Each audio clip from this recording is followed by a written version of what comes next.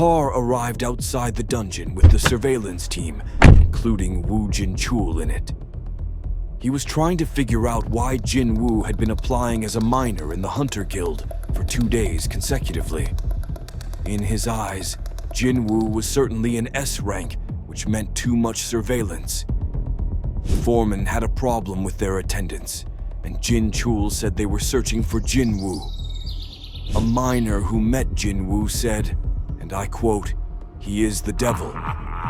Others claimed he was a diligent miner, so they let it go. As he was about to step into the dungeon, he sensed an imminent doom and powerful mana. While estimating the strength of the dungeon, they registered extreme shock as it was an A-rank gate, which was much higher than they previously thought. The realization struck Jin-chul with how dangerous the situation was, so he resolved they needed to go inside, which 2 S-rank hunters were already within the vicinity. Chahaein, the hunter who was inside, wondered how a strike team had so easily taken care of a bunch of high orcs. There was a strong indication of a dark energy that made her want to rush forward.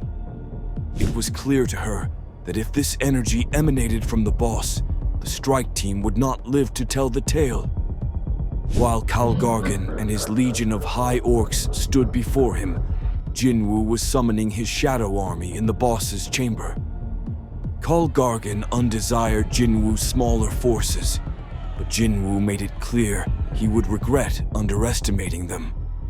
Dark magic emanated from the shadow soldiers whose stats he had just elevated with Monarch's domain.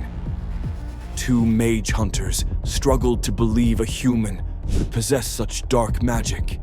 Having witnessed it, however, they were fully convinced. The start of the battle was marked by Iron trying to use Shout of Provocation on the orcs, and failing.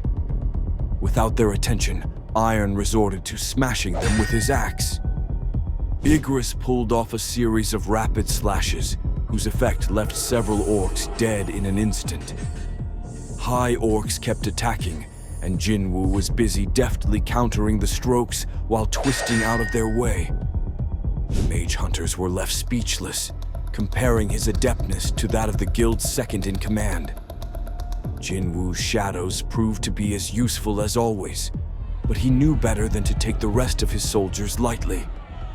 Along with Igris, Iron, and Tank, the rest were nothing but B-rank hunters.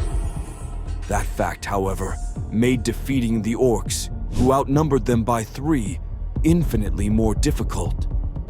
Kalgargan then damages the shadow forces a lot, using the Hymn of the Fire Dragon. He provoked Jinwoo by telling him that his mana would be depleted soon enough. This was irrelevant in Jinwoo's opinion, because as long as he had mana, his shadows could keep reappearing.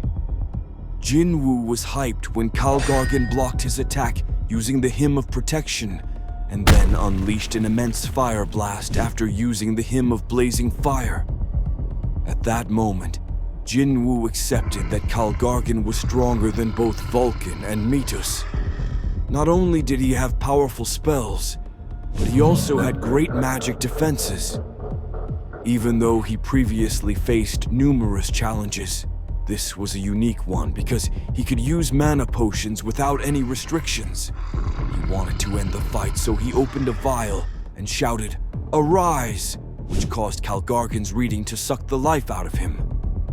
The high orcs who he slaughtered now emerge as Jinwoo's shadow soldiers. Kalgargan, who once counted them as loyal warriors, now stares at them helplessly. With a grin, Jinwoo suggested that he simply lost the game when he pointed at Kalgargan, claiming he would transform him into a shadow in no time.